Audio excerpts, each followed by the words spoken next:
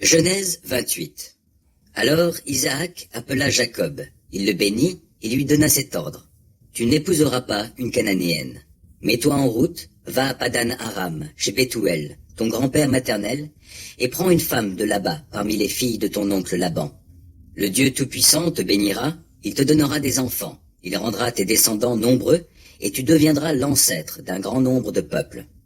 Il te transmettra la bénédiction d'Abraham à toi et à ta descendance, afin que tu hérites le pays dans lequel tu habites, en immigrant, et que Dieu a donné à Abraham. Jacob, envoyé par son père, partit donc pour Padan Aram.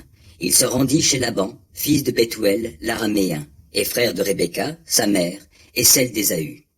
Ésaü vit qu'Isaac avait béni Jacob, et qu'il l'avait envoyé à Padan Aram pour y trouver une épouse, et qu'en le bénissant, il lui avait ordonné de ne pas épouser une fille du pays de Canaan, que Jacob avait obéi à son père et à sa mère, et qu'il était parti pour Padan Aram. Il comprit alors que les filles de Canaan étaient mal vues de son père. Ésaü se rendit chez Ismaël, fils d'Abraham, et épousa, en plus de ses autres femmes, sa fille Mahalat, la sœur de Nebaïoth. Jacob avait quitté Beer-Sheva et marché en direction de Haran. Comme le soleil se couchait, il prit une pierre pour s'en faire un oreiller et se coucha pour passer ainsi la nuit dans le lieu qu'il avait atteint. Dans son rêve, il vit une sorte d'escalier reposant sur la terre et dont le haut atteignait le ciel. Et voici que des anges de Dieu montaient et descendaient cet escalier. L'Éternel lui-même se tenait tout en haut et lui dit « Je suis l'Éternel, le Dieu d'Abraham, ton ancêtre, et le Dieu d'Isaac.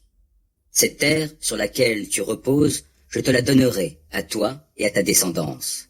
Elle sera aussi nombreuse que la poussière de la terre. Elle étendra son territoire dans toutes les directions, vers l'ouest et l'est, vers le nord et le sud. Par toi et par elle, toutes les familles de la terre seront bénies. Et voici, je suis moi-même avec toi, je te garderai partout où tu iras, et je te ferai revenir vers cette région.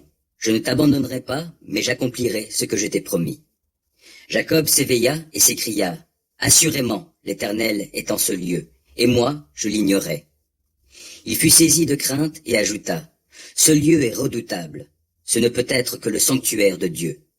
C'est ici la porte du ciel. » Le lendemain, de grand matin, il prit la pierre sur laquelle avait reposé sa tête, il la dressa en stèle et répandit de l'huile sur son sommet. Il appela cet endroit Béthel, maison de Dieu. Auparavant, la localité s'appelait Luz. Puis, il fit le vœu suivant. Si Dieu est avec moi, s'il me protège au cours du voyage que je suis en train de faire, s'il me fournit de quoi manger et me vêtir, et si je reviens sain et sauf chez mon Père, alors l'Éternel sera mon Dieu.